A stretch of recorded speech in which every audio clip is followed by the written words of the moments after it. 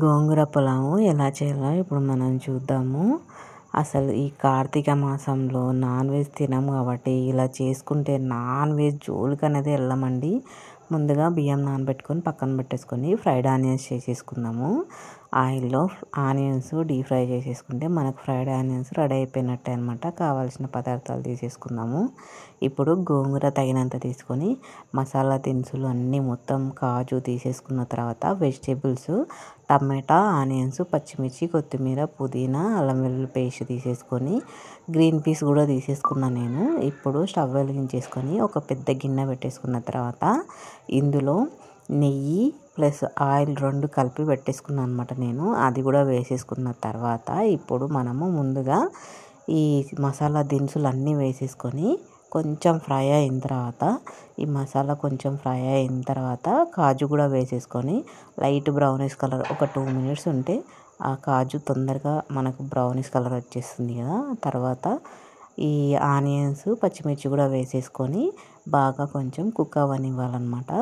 ఈ ఆనియన్స్, పచ్చిమిర్చి ఫ్రై అయిన తర్వాత అల్లం వెల్లుల్లి పేస్ట్ కూడా వేసేసుకొని ఆ ఆనియన్స్ మొత్తం అల్లం వెల్లుల్లి పేస్ట్ ఆయిల్లో కొంచెం ఫ్రై అయిన తర్వాత టమాటా, గ్రీన్ పీస్ కూడా తీసేసుకొని కొంచెం కుక్ అవ్వనివ్వాలి. ఇవన్నీ కొద్ది కొద్ది కుక్ అవుతే సరిపోతుంది.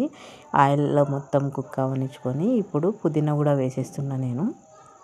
తగినంత సాల్టు, కారము వేసేసుకొని ఆయిల్లో బాగా మగ్గనివ్వాలన్నమాట. కారము, సాల్ట్ వేసేసుకొని బాగా కుక్ అయిన తర్వాత ఇప్పుడు గోంగూర వేసేసుకోవాలన్నమాట. ఈ కార్తీక మాసంలో ఇలా చేసుకుంటే మనం నాన్ వెజ్ జోలికే వెళ్ళమండి. అసలు అంత టేస్టీగా ఉంటుంది. అందుకనే నేను గోంగూర పులావ్ చేశాను అనమాట. అసలు ఈ టేస్ట్ ఎక్స్పెక్ట్ చెయ్యరు. ఇప్పుడు ఆయిల్లో గోంగూర మంచి కుక్ అవ్వనివ్వాలంటే మనము క్లోజ్ చేసేసుకోవాలి. ఒక 5 మినిట్స్ అలా క్లోజ్ చేసుకుంటే బాగా గోంగూర మగ్గిపోతుంది అనమాట. ఇందులో ఇప్పుడు కొంచెం పసుపు వేసేసుకొని 1 కప్పు రైస్కి 1.5 కప్పు వాటర్ వేయాలన్నమాట. 1.5 కప్పు వాటర్ వేస్తేనే మనకు ఆ రైస్ అనేది చక్కగా కుదురుతుంది. ఇప్పుడు మనం తగినన్ని వాటర్ తీసేసుకొని హై ఫ్లేమ్లో పెట్టేసుకొని స్టవ్ పెద్ద మంట పైన పెట్టేసుకొని అలా మిక్స్ చేసేసుకొని క్లోజ్ చేసేసుకుంటే మనకు ఆ వాటర్ అనేది మంచిగా బాయిల్ అవుతుంది త్వరగా.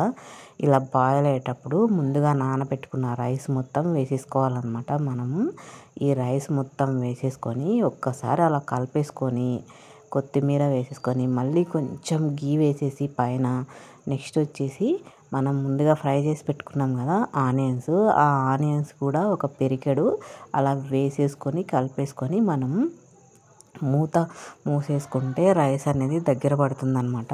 చూడండి ఆల్మోస్ట్ దగ్గర పడింది. ఇప్పుడు మళ్ళీ ఒక 5 మినిట్స్ చిన్న మంట పైన పెట్టుకుంటే మన గోంగూర పులావు రెడీ అనమాట. ఇప్పుడు ప్లేట్లో పెట్టేసుకొని ఈ గోంగూర పులావు ఆ రైతాలో పెరుగు పచ్చడి ఆ షేర్వాలో తింటుంటే యమ్మీగా ఉందన్నమాట. నెక్స్ట్ ఈ షేర్వా మనకు ఎలా చేయాలో నెక్స్ట్ వీడియోలో అప్లోడ్ చేస్తా చూడండి.